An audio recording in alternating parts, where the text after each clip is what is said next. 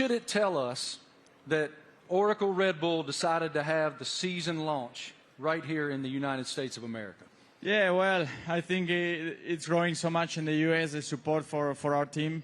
Everywhere where we go, you know, we have already 3 races in the U.S., and we can see that definitely we're getting a lot of support. We're becoming the favorite team of this country, which is great. So, yeah, we're very privileged to have so much support from the U.S. Max, it's one thing to win one world championship. Obviously, it's a dream. But to defend it is an entirely different challenge. Why were you and your team able to do that?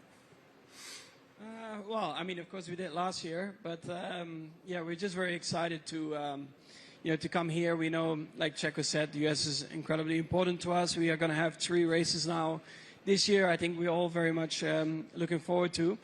And they're also very different to each other, you know. So, yeah, to be here today, and also from our side, you know, we're very optimistic again for this year. And, of course, you know, we're going to try to defend that title.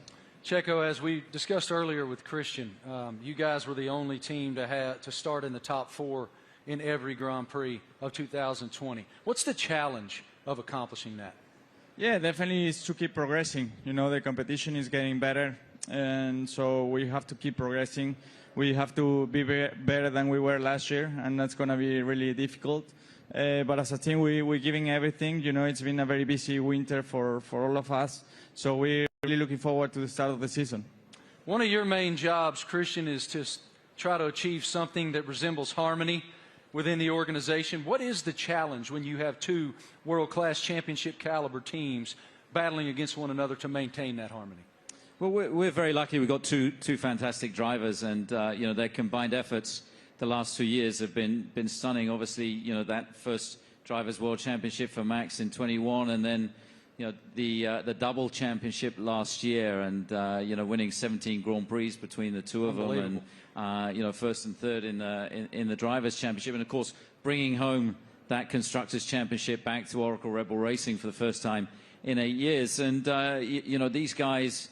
You know, I think it's the best pairing we've ever had in Formula One. It's been hugely successful, and you know, we're going to need every bit of that this year as we go against some big opponents. You know, with the other teams looking to come back at us after such a dominant season last year. But you know, we're very fortunate to have two such talented drivers. Max, you don't strike me as someone who rests very much. You seem to continue to want to push and find the maximum performance within yourself. But as you have reflected on back-to-back championships, how do you define what you've achieved so far? Yeah, of course, it's been great. When you're a little kid and you're working towards your dream, your goal, first of all, that is to try and become a Formula One driver. Then, of course, the next steps are about trying to win a race, you know, put the car on pole, and then eventually the big dream is, of course, to win a championship. And once I achieved that, of course, for me, like, a lot of pressure fell off my shoulders, because I felt like I had achieved everything I wanted in my sporting career. But then it's all about trying to stay there, because that's probably even harder than getting there. And that's why I think last year was a very good test, you know, to see if we could do that. But also from my side, you know, I constantly try to improve myself, because nobody is perfect. And I think throughout your whole career, I think you are always improving, learning from just general life experiences, but also on track. You know, there are always things that you can do better. And that's always what I'm questioning myself, asking myself, where can I be better? And that's, of course, what I'll try to do again this year. Best of luck. A tremendous season. Make sure we are full of energy, which we are fully recharged and ready to go for this new season. Well, what you've built is a championship expectation now. So how do you define success in 2023 for this program? Well, it's a different situation for us. You know, defending those titles, we go from being the hunter to the hunted, and I think that you know, everybody in the team is so motivated and fully up for this challenge. I think, you know, having tasted that success last year, you know, some subtle regulation changes for this year, you know, everybody back in the factory is just pushing flat out. And, you know, we're excited to see the car for the run for the first time. Only 3 days of testing before we go racing.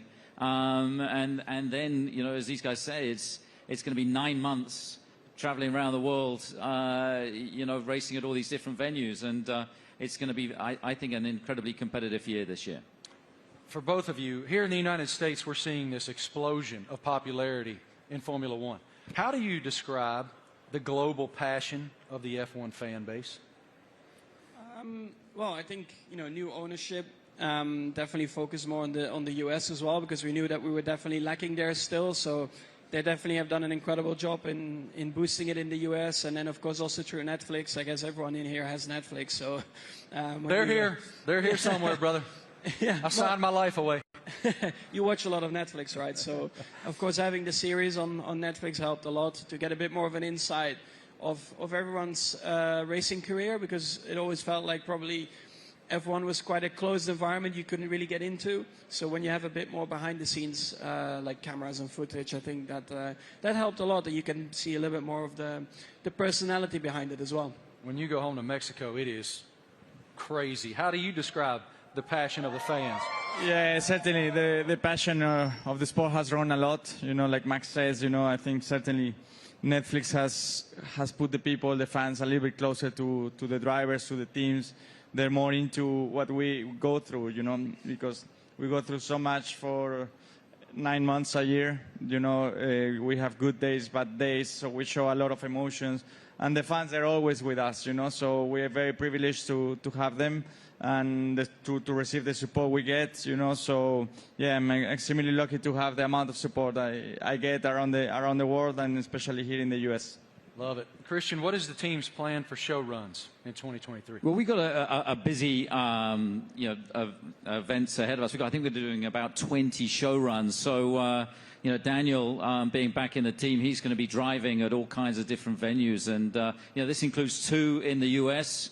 They're going to be announced, you know, in Chicago and Nashville. So, yeah, we're looking forward to taking Formula One to the people. And, you know, the show runs have been tremendously successful in terms of just exposing Formula One, seeing these cars where you wouldn't expect to see them, and, you know, lighting up the streets in Chicago and Nashville is going to be a lot of fun this year. Really appreciate your perspective, gentlemen. Thank you so much. And I got to tell you, Christian, Daniel Ricciardo let loose in Nashville, Tennessee, unsupervised, is a scary, scary thing. Oracle Red Bull Racing has always pushed the limits on where to go next. Let's take a look at the ultimate road trip across America from Oracle Red Bull Racing.